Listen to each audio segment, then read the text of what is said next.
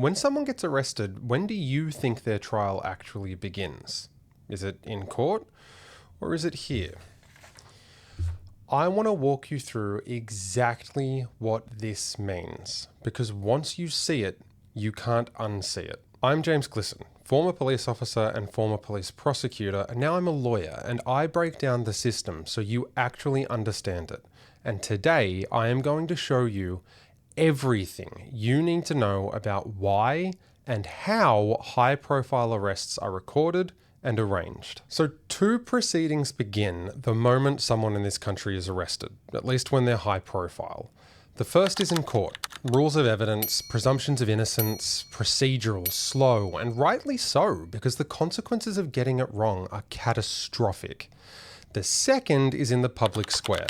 No rules of evidence, no presumption of innocence, and it moves at the speed of a press conference. 2 trials, 1 arrest. Only one of those trials is going to be finished before the other one starts, and what the media release tells you, what that hightail link tells you, is that trial number 2 is not accidental. It's resourced, it's approved, it's distributed, and I'm going to show you the documents. The moment a camera is present at an arrest, the case has changed. Not in the courtroom. The courtroom hasn't even opened yet, but in the court of public opinion. Now, before you type it, I know it's coming. James, the public has a right to know. Transparency matters, and you're right to a point. I'm going to show you exactly where that point is, using the agency's own policy documents. Not my opinion, their words. Because this is not a debate about whether or not police should communicate. Of course they should. This is a debate about what's actually happening when they do, and whether the people watching the press conferences understand the full scope of what they're witnessing. So let me take you through the architecture of this, starting with where it came from. The first formal police press office, Scotland Yard, 1919. The explicit purpose was not transparency, it was to stop leaks, to ensure that when the public heard about a criminal event, they heard the version police wanted them to hear. That is the founding logic, and it hasn't changed. So we fast forward to today. The AFP policy requires Deputy Commissioner's approval before any media statement is released. Designated teams only. And statements are released as soon as practicable after charge and before court appearance. Before court appearance. The public knows before a judge does, sometimes before the accused even has a lawyer. And that release I showed you at the start, the Ben Roberts-Smith release, contains this line: images of the arrest are available via hightail. This is not a unique event. This is the same infrastructure that's been used for every high-profile arrest. It's been repeated across cases. So why? Why is this the architecture? Well, I've pulled 6 purposes out of the policy documents themselves. Some of them are entirely legitimate, and some of them are deeply uncomfortable, but you are going to get all 6. So tell me whether you think these benefit us as the public, or if that doesn't cut the mustard in the comments. 1. Control the first version of events. The FBI Law Enforcement Bulletin, and we will get to why the US is relevant soon, states agencies use media to communicate directly and shape accurate descriptions. If they don't fill the vacuum, someone else will. 2. To stop rumors. No statement means journalists speculate. The document of record becomes a guess.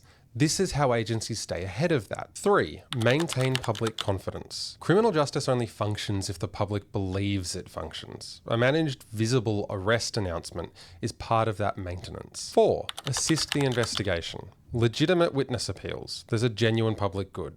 I have no real argument with that one. 5.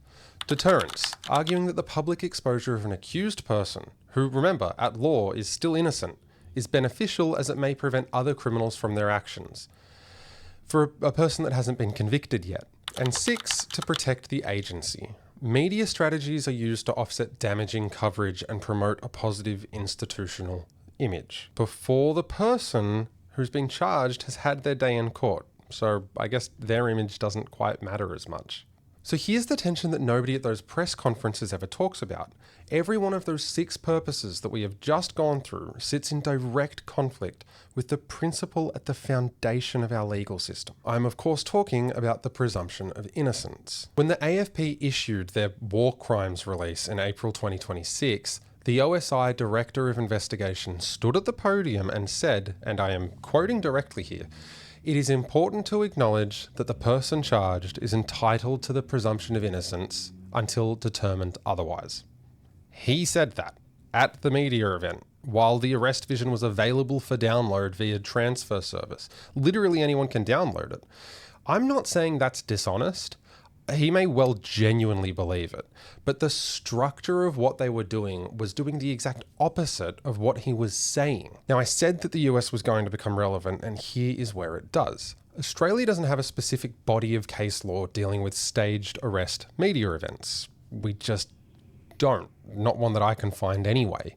But the United States does. Because we share a common law foundation, the same bedrock legal principles, what their courts decided is the closest thing that we have to a benchmark. And what it reveals about Australia is not flattering. The US Supreme Court, their version of our High Court, held that massive, pervasive, and prejudicial publicity can make a fair trial impossible. That trials must be decided on the evidence in open court, not on what the public has already decided at a press conference. And specifically on the question of staged arrest footage, US courts drew a clear distinction.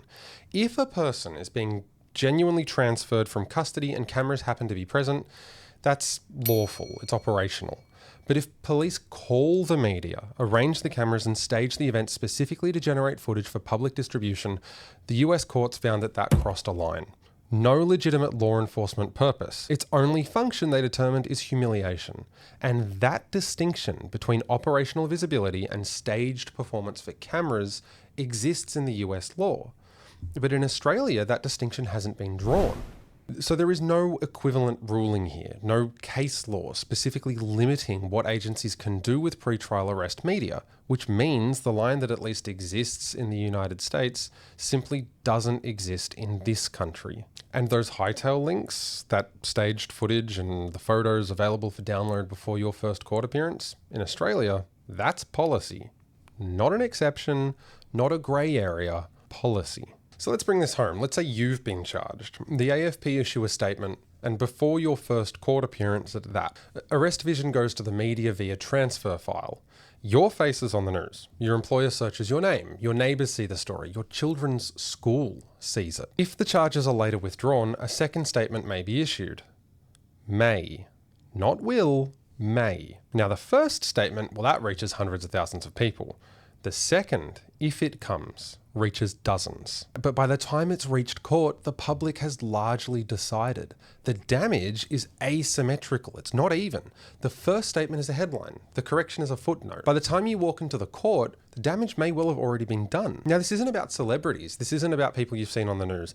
This is about what happens if it's you. Because the system, as it currently operates, punishes you before trial, not as an exception, structurally, by design, by policy. And what that means is that you need to understand what you are watching when you see a police press conference after a high-profile arrest. You are watching a managed communications event, legally screened, strategically timed, with footage prepared for distribution. You are watching trial number 2 first.